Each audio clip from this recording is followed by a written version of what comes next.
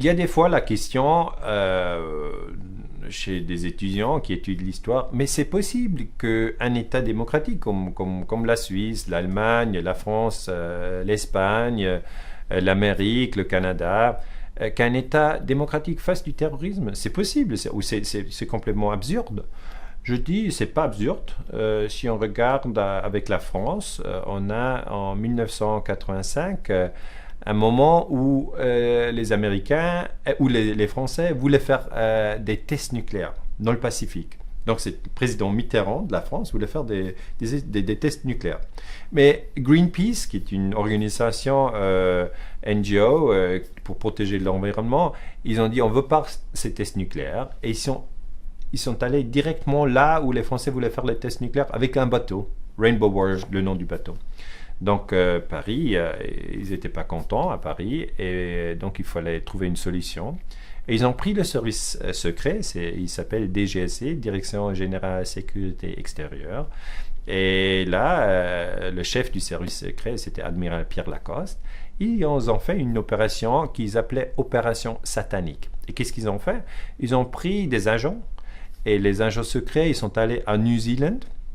Et là, le bâtiment de Greenpeace était dans l'Havre, il était en attendant pour la prochaine mission. Ils ont fait exploser le bâtiment. C'est du terrorisme, avec une bombe. On met une bombe, le bateau, il explose. Il y a un mort dans le bateau, un photographe du Greenpeace. Donc, c'est du terrorisme. Et à la fin, le chef du service secret français, il a dû démissionner. Le chef du département de la Défense, il a dû démissionner. Donc on a quelques exemples qui prouvent que des fois, les États démocratiques, ils font du terrorisme, malheureusement.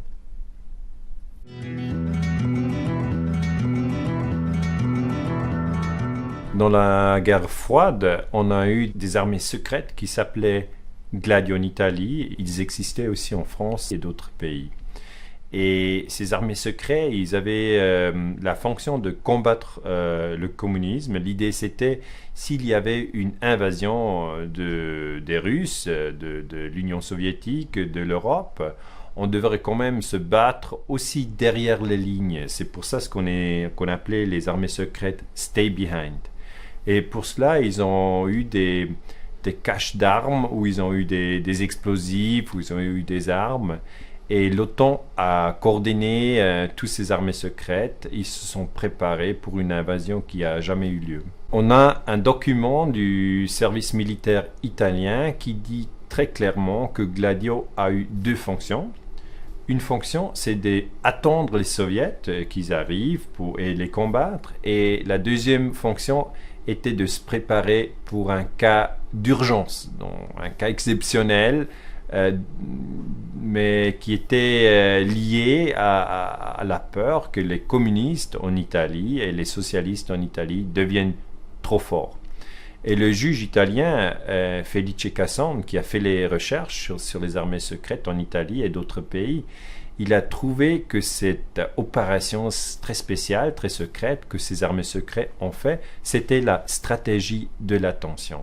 C'est-à-dire, on a créé le terrorisme, on a créé avec intention, ce n'était pas un accident, c'était l'intention de faire du terrorisme dans un pays pour choquer les gens.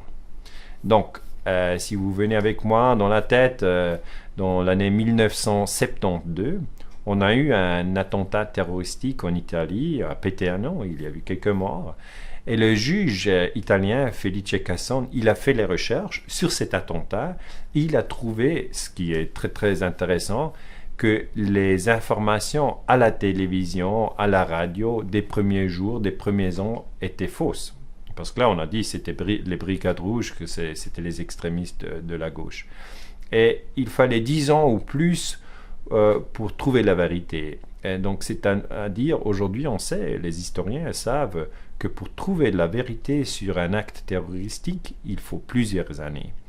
Et là, Felice Casson a trouvé que c'était le service secret italien qui a protégé les gens de l'extrême droite. C'était Vincenzo Vinciguerra dans ce cas-là. Donc c'était l'État qui a fait le lien avec les services secrets, et les services secrets ont fait un lien avec une personne de l'extrême droite qui a fait le terrorisme. Et ça, c'est le terrorisme de l'État. Et pour nous, c'est très difficile d'accepter qu'aussi en Europe, on a eu, et peut-être on a encore le terrorisme d'État. C'est très délicat, c'est très difficile de faire les recherches là-dessus, mais c'est très important. Avec le terrorisme de Péteano en Italie, on a un lien direct avec le service secret italien, c'est le SISMI, Servizio Informazioni Sicurezza Militare, parce que c'était eux qui ont coordonné les armées secrètes.